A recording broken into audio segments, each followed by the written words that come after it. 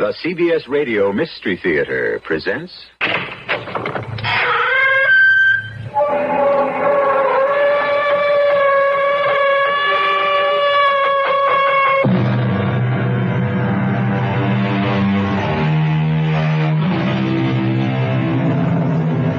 Come in.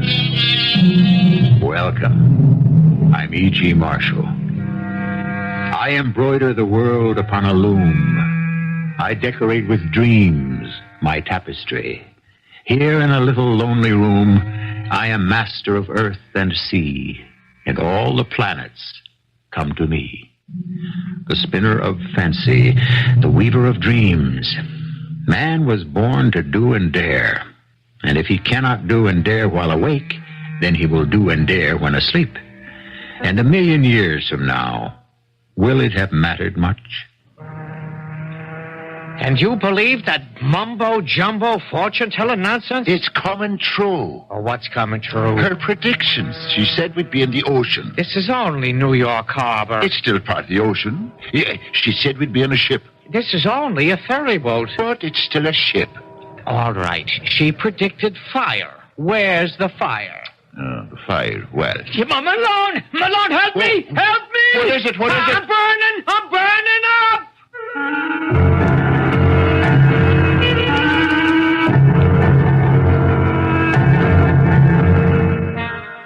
Our mystery drama, Tobin's Palm, was adapted from the O. Henry classic especially for the Mystery Theater by Sam Dann and stars Robert Dryden and Fred Gwynne.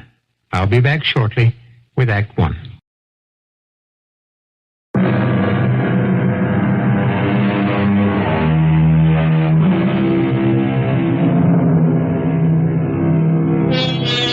Shakespeare wrote of star-crossed lovers. However, many of O. Henry's lovers only had their wires crossed.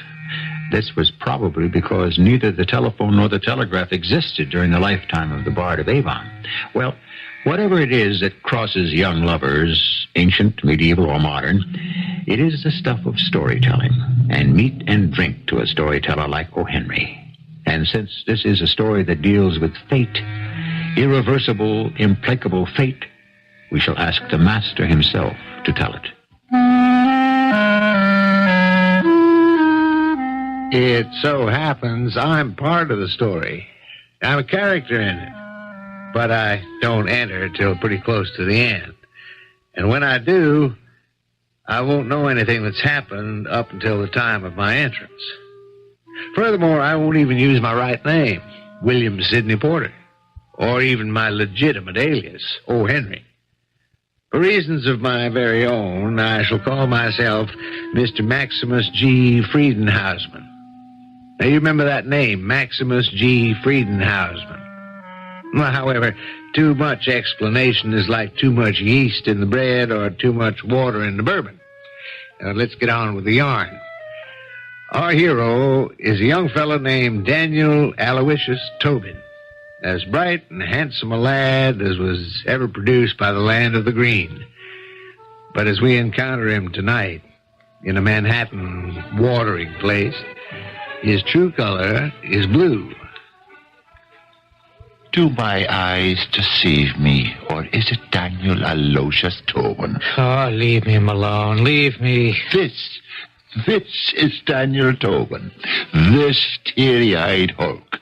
This sad, lugubrious... Malone! Can this be Daniel Tobin of the sweet voice, the light heart, the dancing smile? I've lost her, Malone. Lost her. Lost who? Her? Is there more than one her? I've lost my own Katie Mahorner. Katie Mahorner? Katie Mahorner. My very own Colleen from County Sligo. What am I to do? I've lost her, or she's lost me. Now, what am I to do? Why, find another man. Oh, no. Another like Katie? It happens every day. What happens every day? The story. What story? What story have we been talking about? The story of Katie Mahorner. Well, how could it happen every day? There's only one Katie Mahorner. Why, there's 100,000 Katie Mahorners. How is that possible? That's because she isn't always named Katie Mahorner. Sometimes she's called Bridget O'Sullivan, or Mary Fitzgerald, or Maeve McCoy, or Annie O'Connell. What are you talking about? Ireland. Ireland. You're intoxicated. Katie Mahorner is Ireland. I'll take you home. Ask me why Katie Mahorner is Ireland. Why is Katie Mahorner in Ireland? Because, my boy, we've left her there. Well, of course I've left her there. Oh, we say to the Katie Mahorners, I shall go to America, where the streets are paved with gold, and there's not an English landlord to be seen, and I shall make my fortune. Then, Katie, my darling, I shall send for you.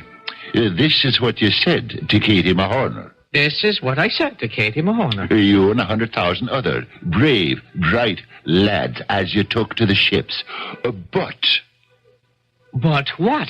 it is not to be. What is not to be? The reuniting of the Daniel Tobins and the Katie Mahorners. Soon she's forgotten. I've never forgotten. Tobin, my lad, it's human nature. Out of sight, out of mind. Off with the old love and on with the new. I can never forget my Katie. And for your information, Katie left County Sligo 3 months ago. And what, may I ask, did she use for money?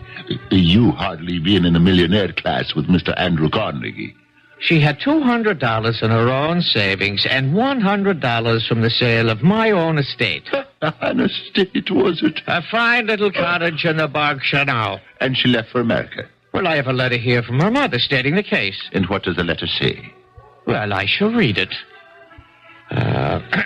Dear Daniel, my Katie has gone to America to become your bride. I had given her a piece of paper with your address in New York. But when I came home from seeing her off on the boat, I saw the paper still on the kitchen table. You know how forgetful Katie is. I hope she finds you. So, Katie's come to this country to find you. Yeah, but how? Where? Her mother knew your address. She sent you the letter, so all Katie has to do is write home to her mother. But you see, she may not be able to do that. Not be able to write home to her mother? How is that possible? Malone, my Katie is a pearl, a jewel, a treasure. But she has this flaw. She can't remember. She can't remember what? Anything. A lovely girl, a diamond, Malone, but so forgetful. So it's possible she cannot write home to her mother because she's forgotten her mother's address. To forget the address of one's own mother, it's awful. Oh, listen, go away, Malone, and let me suffer in silence and peace. Never say die, Tobin, my lad. Die it is, Malone, because there is no living without her. How is she to find me in a city of 4 million people, 5,000 streets, 10,000 saloons? No, it's fate. Of course, fate. But everything in life is fate. This glass of beer you're now lifting to your lips. Off with you, Malone. What was this glass of beer once? The contents of that golden glass was once golden grass, grain, barley, hops that grew in a lush and beautiful field. A green field in Ireland. No, more like Kansas. But my point is... Yes, what is your point? A single flower, a single blade of grass, you follow? Growing up from the earth, the thick, rich, black earth of Kansas. What is the point? Reaching toward the sun, the warm and nourishing sun. We have also reached the end of my patience. Suddenly it's separated from its roots by a sharp, cold, cruel steel blade. It is carried away and bundled and crushed and macerated and boiled and steamed and cooled, and it becomes a few drops of the flowing liquid that is now in your glass. And there is a moral to this little story? A moral, no. A meaning, yes. It was the fate of this blade of grass to become a glass of beer for one Daniel Aloysius Tobin. Fate. That is what is known as fate. Now, ask me what this has to do with Katie Mahorner. What has this to do with... It is the fate of Katie Mahorner to become the bride of Daniel Tobin. Or it is not the fate. Is that true? That's true, I suppose. Now, ask me another question. Ask me if this can be ascertained. Can this be... Beyond the very shadow of a doubt. Come with me. Where? To Coney Island. Why? So that you may learn your fate. Malone, what are we doing in this place? Fate. We shall beard the devil in her den. What does the sign say? Madame Zozo, the Egyptian palmist. What's a palmist? One that reads palms. Why would anyone want to read a palm? Because your fate is written there. What is this nonsense? If you look at the palm of your hand, you'll see lines. And? These lines determine your fate. Do you or do you not wish to know if ever you shall gaze on the beautiful face of Katie Mahorner? Come. Madame Zozo. Approach. I should like to introduce my friend here, Daniel Tobin. He wishes to know his fate. Short term or long time? Well... Short term's 10 cents.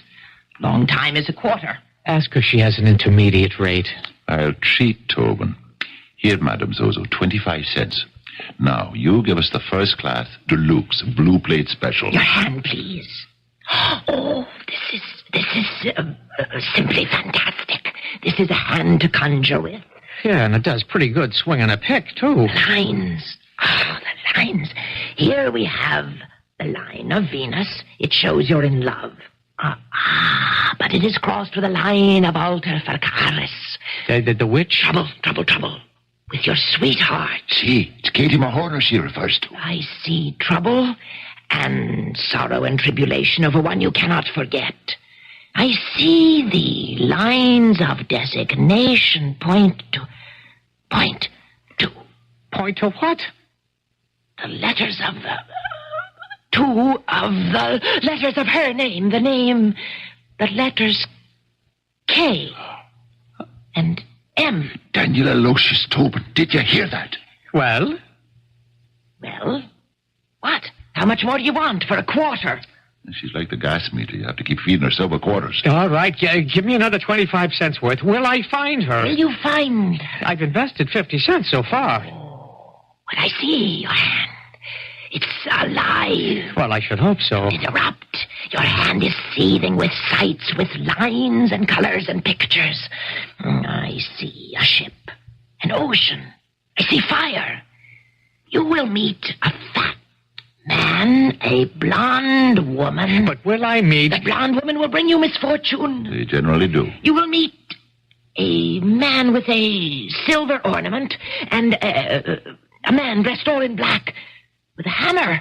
Oh, what I see. Steam, steel, stone, white horses, a red-haired woman and a bald-headed man. They are also bad luck. But Katie, what of Katie Mahorner? What use are all these blonde-haired, red-haired, and bald-headed people to me? Do you see my own Katie Mahorner? The pictures fade. All I can see is a man.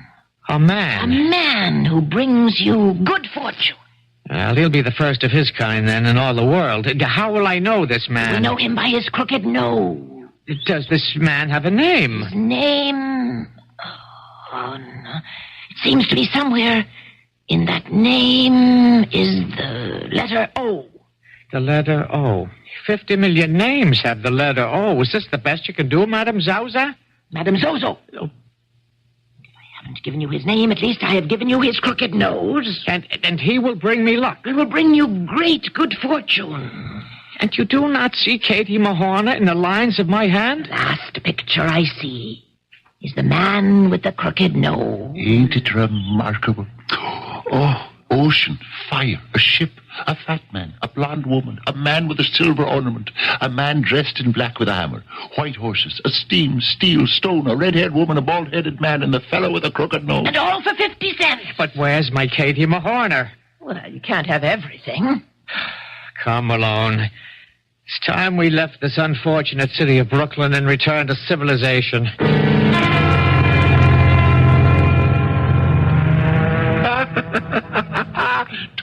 Tobin, my lad. See, the prophecy is coming true. What's coming through, Malone? She said it. Madame Zozo predicted it. She said you would see the ocean. But this isn't the ocean. No? What is it then? It's the body of water that separates Coney Island from Manhattan. It's the ocean, the Atlantic Ocean, the self-same ocean that washes the shores of the County Sligo on the Emerald Isle.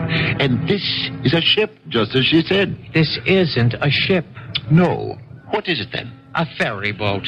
Any fool knows that. The ferry boat between Coney Island and the west side of Manhattan. Doesn't it have motors? Doesn't it have cabins? Doesn't it have this deck we're standing on? Doesn't it have a wheelhouse with a captain? Doesn't it have... What doesn't it have what? What are you staring at, Malone? Doesn't it have a fat man and a blonde woman? Where? Standing right there at the railing. The world is filled with fat men and beautiful blonde women. But Madame Zozo... Madame Zozo said there would be fire. Where's the fire? Yeah, no! Tobin! What? I'm burning up! Help me! I'm burning up! You were there. You heard the predictions. The ship, the ocean, the blonde woman, the fat man, the fire. And just like that, here they are. The future. Is the future spelled out for all to read in Daniel Tobin's palm? Well, I can predict what's going to happen in the next few minutes. Then I shall be back here with Act Two.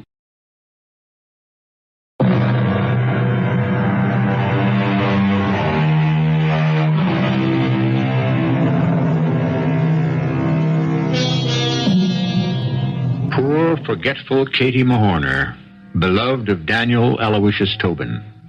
Katie sold Tobin's cottage back home in County Sligo to raise money for a steamship ticket to join Tobin in New York, but she has forgotten where he lives. Will fate conspire to keep them apart or reunite them? Right now, Tobin is having troubles of his own. My ear, it's burning. Tobin, it was an accident. This fat man stuck his lighted cigar into my ear. That's a lie. A lie, is it? Look at my ear. It's half burned off. Why couldn't you look where you're going, you ruffian? Malone, this fat one is about to swim back to Manhattan. No, Tobin, it wasn't his fault. It's fate. Didn't Madame Zozo predict a fat man, a blonde woman, a fire? Sir, I wish to apologize for my friend. He ran into your cigar. I did no such thing. He deliberately stuck it in my ear. Whatever. It was meant to be. It was ordained by fate. You owe him thanks. Go ahead. Thank the man. For what? Don't you understand? For being part of the chain of misfortune. I owe thanks for misfortune? You do. For half burning off my ear? Now, this gentleman meant no harm, Tobin. He's but an instrument of fate. Apologize. All right, sir. I offer you my apology. I apologize for running heedless into you and destroying your fine 5-cent cigar. My name is Daniel Aloysius Tobin, and any time you need anybody's ear to put out a cigar, I'm at your service. Sir, your handsome apology puts me to shame. My name is Porridge, Ebenezer Porridge, and I must make a confession. You did not run into me. I did not. What I did was deliberate. Do you mean you stuck your cigar in my ear on purpose? The truth, always at all costs. Yes, I did. But why? Well, I was mad with jealousy. This young lady here, Miss Marcella Garlick, is my fiancée, and I thought you were flirting with her. Me? Flirt? I realize now I was hasty. I'm an engaged man. Katie Mahorner has my entire heart. When she's at my side, I feel as if I am a tiger. Katie, where is she now? The very idea that someone is lusting after my own true Marcella turns me into a raging killer. Ah, Katie. Who is Katie? My intended. And because of Katie, I can see the face of no other woman. You are fortunate, like myself, to be in love. And that is why you were not flirting with my Marcella. I believe you have described the situation. Now, Mr. Tobin, tell me this. If you were not engaged to marry Miss Katie Mahoney, would you then flirt with Miss Garlick? The answer is no. No? Did I hear you say no? You did. May I ask why? Because, with all due respect, Miss Garlick does not appeal to me. She does not? Again, may I inquire the reason? Well, I do not feel that way inclined toward Miss Garlick. Miss Marcella Garlick is not good enough for you? Then, Marcella, did you hear what this oaf said of you? Now, I didn't say she wasn't good enough. But you wouldn't flirt with her. Why not? Are there other women on this boat you would flirt with? There may be. But not Miss Garlick. Put up your hands. What? I said put up your hands. You'd fight me because I would not flirt with your intended? To the death. Malone, let us leave this fat maniac. I knew you were a coward the moment I laid eyes on you. Tobin, don't hit him. Yeah, but the man called me a coward. Gentlemen, this hardly calls for bloodshed. What would satisfy your honor, Mr. Porridge? Let him say he'd flirt with Miss Garlick. Certainly a most delightful way to keep the peace. Tobin, say you'll be willing to flirt with Mr. Porridge's fiancée. Well, go ahead. No. No? No? And why not, may I ask? Because I don't know what she looks like. Man, you can see her. She's standing right there in plain view. I still don't know what she looks like. What color's her hair? Her hair's blonde. Anyone can see that. The blonde comes from a bottle of peroxide. Sir, how dare you? Now, what's her face like underneath all that powder and paint? So what I say to you, Mr. Porridge, is if you want me to flirt with your fiancée, first you've got to strip her down and scrape her off and let us discover who she is. That shall be your last insult. Look out, Tobin. Oh, you will you? You're right. I've been waiting for this. Tobin, don't. Tobin, don't throw him overboard.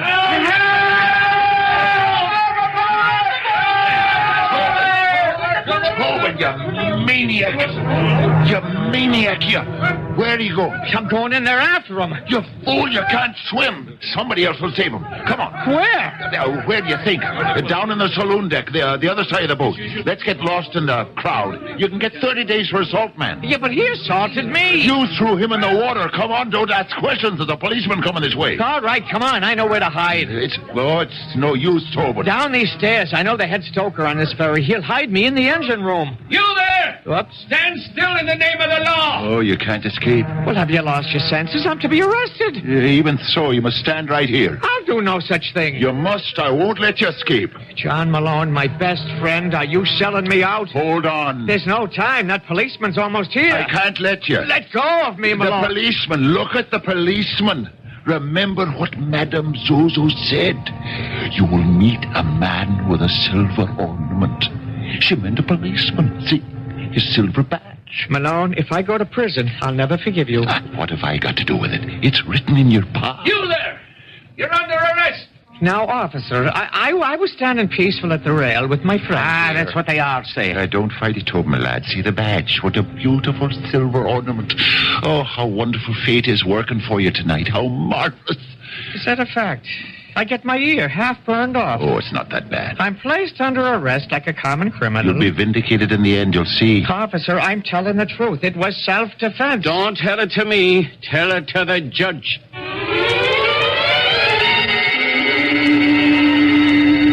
Now sit here and wait till your case is called. Well, what will happen to me? You won't be hanged, at least. I don't think so. Whatever happens, Tobin, my lad, happens because of fate. Fate? Yes, fate makes all the decisions, and it's fate that leads you towards Katie Mahoney. Is that the truth now? Or away from Katie Mahoney. Oh, you've always been a great comfort to me, Malone. 30 days. Next case. It's him. It's who? Judge Murphy. 30 days. Next case. Well, what about Judge Murphy? All I can tell you is you're going to get 30 days. 30 days? But That's what he gives everybody. Doesn't matter what you did. You played innocent or guilty. When it's all over, he says, 30 days. Next case. 30 days? How can I go to jail for 30 days? The prophecy, the prediction, it's all coming true.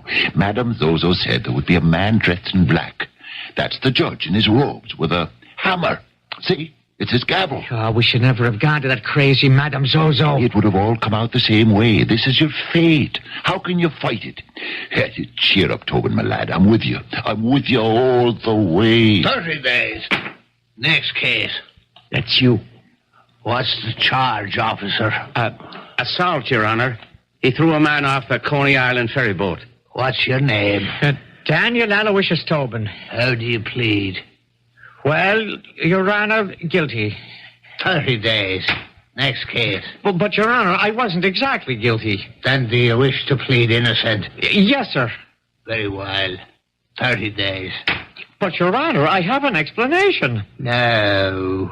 What do you want to bother with that for? Isn't every American citizen entitled to habeas corpus or rigor mortis? I'll take it under advisement. What I did was for the man's own benefit. Is this going to be a long explanation? No, Your Honor. It's most unfair of you, Mr. Tobin. There was a line of people waiting to be sentenced. I mean, waiting for justice. We have to keep moving.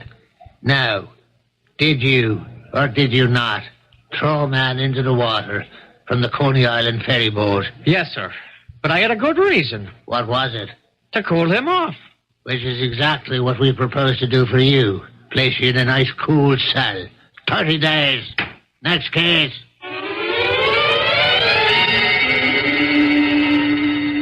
Well, Tobin, my lad. Keep away from me. Keep away. Is that how you talk to your best pal after I come all the way uptown to visit? If it wasn't for you, I wouldn't be in here. Don't blame me. It's fate. Besides, you'll be out in 2 more weeks. 2 more weeks? I won't live that long. Now, 2 weeks. What's 2 weeks? 2 weeks in Hades, Malone. That's what I face. It can't be as bad as that. Do you know where they put me, Malone? In the laundry. The steam laundry. Oh, the steam laundry.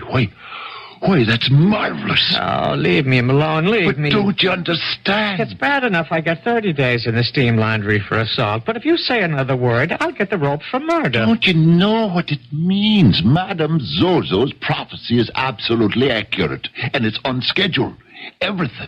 Everything she has predicted has come true in every detail.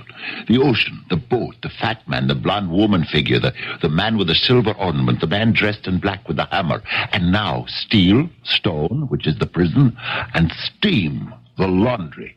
It's happening, Tobin. It's happening. What's happening? Fate. Fate should have to work in a steam laundry. And now what's left? The red-haired girl. But Katie Mahorna does not have red hair. The red-haired girl, the bald-headed man, the white horses, and the man with the crooked nose. I tell you, Tobin, I can hardly wait. He'll have to wait, and so will we, for a few minutes anyhow, until we return with Act 3, which is where fate becomes final for everyone. Will Tobin be reunited with the beautiful, if somewhat forgetful, Katie Mahorner in the end? Don't place me in such a compromising position. You know I can't give away any secrets.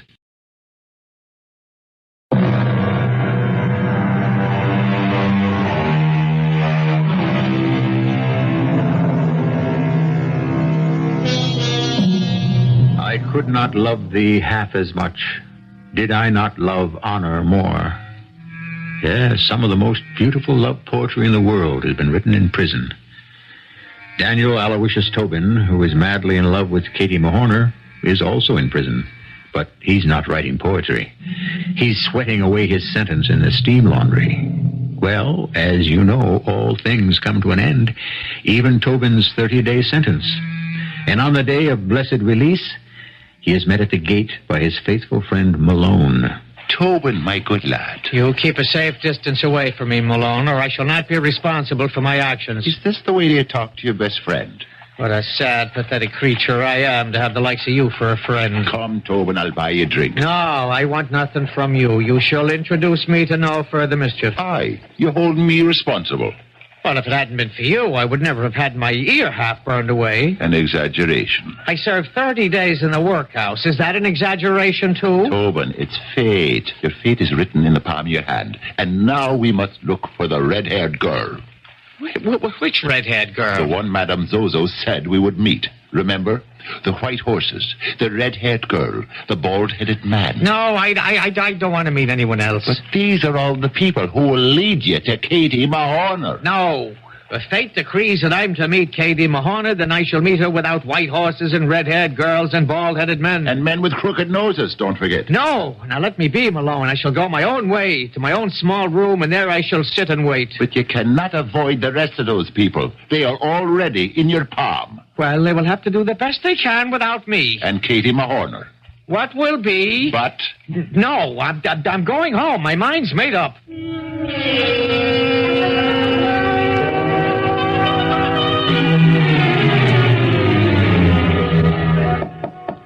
Come in. Oh, it's only you. Yes, it's only me. Only your best friend. Only a person who stays awake all night and plans all day for you. Tobin, listen to me. Oh, no, never again. But you must. Look at your palm, Tobin. It's there. Every secret of your future is there. Then let it stay there. The game, Tobin, the game must be played out to the end. Who says so? Fate. Fate again? Not again, but still. Tobin, you're standing still, and your fate is standing still. It's of little matter to me. But don't you see, fate is being delayed, like a train being held in the station because the track is not clear. You must carry out the design of fate. You must have this encounter with the white horse, the red-haired girl, and the bald-headed man. All I want is my Katie Mahorner. But Katie is on the train. What train? The train of fate that is being held up in the station, and you're holding it up. Every time I listen to you... But it isn't me. It's all in the palm of your hand. Come, we can't keep Katie Mahorner waiting on that train. But we don't even know if she's on that train. Then, what have we got to lose? We? I'm with you, Tobin. I'm with you all the way. Oh, yes, the way you were with me for 30 days in the steam laundry. Tobin, she's waiting. Katie Mahorner is waiting.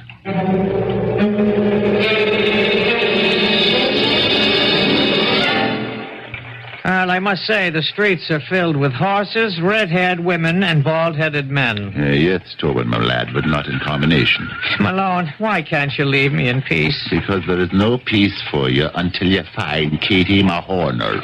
There's no peace for me till I'm rid of you. Tobin, look. There, across the street.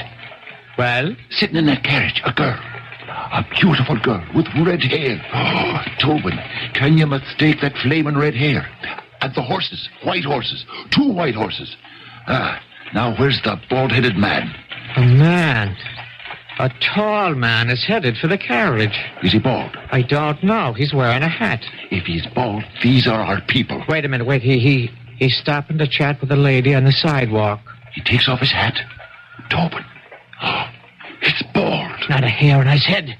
What's supposed to happen now? Wait, Tobin, for a sign. It was foretold. The white horses, the red-haired girl, the bald-headed man, they will lead you to a man with a crooked nose, who in turn will take you to Katie Mahorner. I don't believe a word of it. Wait. For what? Tobin, look, the horses, they've gone mad. They're gonna bolt. Tobin, you madman, where are you going? Easy there. Whoa. Easy. Oh, there, fellas. Everything's gonna be just fine. Whoa. That's it. Now, easy there. Easy. So how can I and my daughter ever thank you? This brave man. My goodness, she's fainted. My name is Colonel Fenris. You must come home with me. Well, sir, we must discuss a suitable reward. You've saved her life. Well, anyone could have done it. Yes, but you were the one who did. Well, I was glad to have been of help. Where are you going? Come back here, sir. Stop that man. Hey! Somebody stop that man. Tobin, you fool. Tobin, come back here. Wait here, Colonel. I'll get him for you.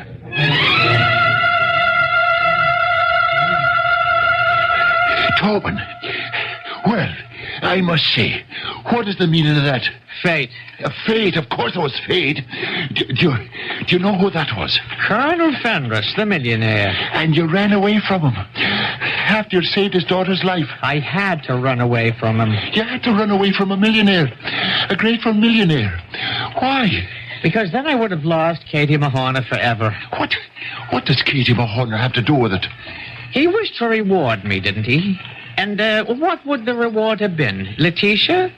Letitia? His daughter, Letitia. You mean she wouldn't have fallen in love with the strong, brave, handsome lad who saved her life? It does happen.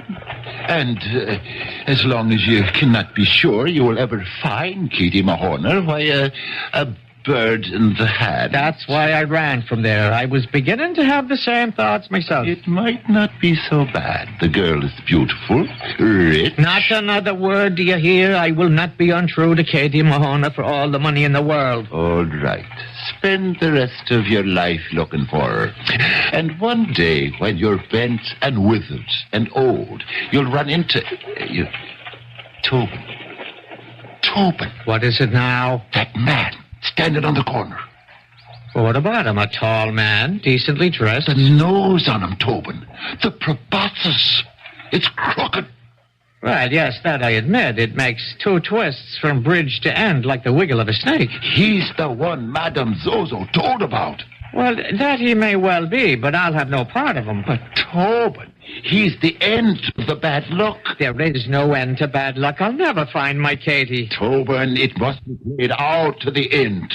Otherwise, you'll never know. All right. But this is the last of it. Well, good evening to you, sir. Good evening.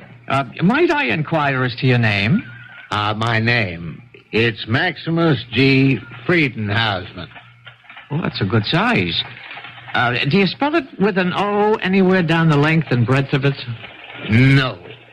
Do you see him alone? He's not our man. Sir, you are in the presence of myself, John Malone, and my young friend, Daniel Tobin. I appreciate the honor. Now, since I cannot concede that you would hold a spelling bee on a street corner at midnight, would you name some reasonable excuse for being at large? Well, she said we would meet you. Who? The Egyptian palmist. And now you found me. Well, my good luck is supposed to begin. And what is supposed to happen? Well, I will find her. Well, who is she? My fiancée from the old country. Have you misplaced her somewhere? The fact is, sir, she's misplaced herself. Tell me more about her. There's nothing to tell, and I can't waste any more of my time standing on a street corner with a gentleman as homely as yourself. But I must know about it. And what affair is it of yours? My walk in life is the literary. I wander about in the night seeking idiosyncrasies on the earth and the truth in heaven. And it's my hope to write a book to reconcile it all. And you'll put me in the book? No, not yet. The covers couldn't hold you. You see, Malone, the fortune teller has betrayed us. He has the crooked nose, but what else can he offer? Hospitality, gentlemen? Hospitality? The saloons are about to close. Well, why not come to my place? It's just down the street. Well, no, thank you. Tobin, can we reject this gentleman's kind offer? A free meal? Is this the good fortune that was predicted? I tell you, the axe will fall. What axe? Very well. I've been burned, suffocated, and almost trampled to death. What could happen to me now? I see by the signs that my wife is retired, but the maid is up. So what do you gentlemen say to some fine cold fowl, a bottle or two of ale, some cheese? Well, I'll tell the girl to prepare it. You excuse me. These fellas who write, all they want to do is turn you inside out for their purposes. He seems pleasant enough. You want a book to come out exposing your innermost secrets? Not I. He won't get anything from me. And don't you say a word about Katie Mahoney, do you hear? I won't have her indecently exposed in some cheap book. But it may not be a cheap book. And besides, if she read it, she'd know you were looking for her. Hold on. Maybe this is how you find her. He writes the story. You hold on. If you so much as mention the name Katie Mahoney, I'll Let go of my throat, Tobin. You promise? I promise. Well, gentlemen, I hope you enjoyed our little repast. Well, yes, thank you. And now I think we'd better leave. So soon. Well, thank you for your hospitality. Malone? You say you're looking for your fiancée? Did I say that? Yeah, when we met on the street. I'm sure it must be an interesting story. No, it's the kind of story you hear every day. Ah, those are the most interesting. Malone, we're leaving. Well, can't I offer you something else? A cup of coffee, maybe? You must forgive him, sir. He's been out of sorts ever since that fiancée of his has been misplaced. I would like to hear that story. Well, you won't. Are you coming, Malone? Are you sure you can't be persuaded to have a cup of coffee? No, we'd better leave him be. When he gets into this kind of mood, there's no doing anything with him. Very well. I'm sorry. Good fortune, she said. You'll meet a crooked-nosed man who'll bring you good fortune. Is this the good fortune? A cold chicken, a bottle of ale, a chunk of cheese? And a cup of coffee. I say, thank you, sir, and good night. Tobin, smell that coffee. His best cup of coffee in New York. Well, enjoy it without me. Everyone marvels at how she makes it. After all, she's just a green girl just landed here 3 months ago. Oh, there you are, Katie Mahoney. Set it down. Katie! Why, it's, I've been looking all over for you. Katie, it's me. I know, my fiancé and my own true love. Katie, I live not 3 blocks from here. So many people know me. Couldn't you have asked for me? I did. I asked everybody, but it was no good. Why? Because I'd forgotten your name.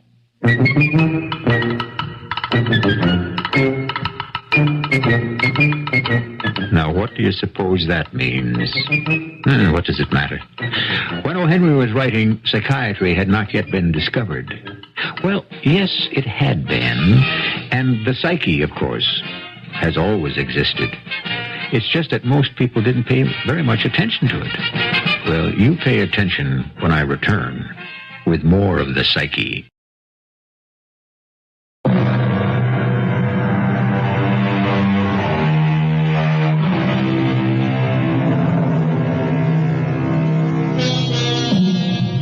Where is our fate written? It depends on who you listen to. Some say it's written in the stars. Some say it's written in the books of the gods. And some say, as we have heard tonight, that it is written in the palm of our hands. Of course, there are those who say it isn't written at all, by anyone, anywhere. But one thing you know is definitely written.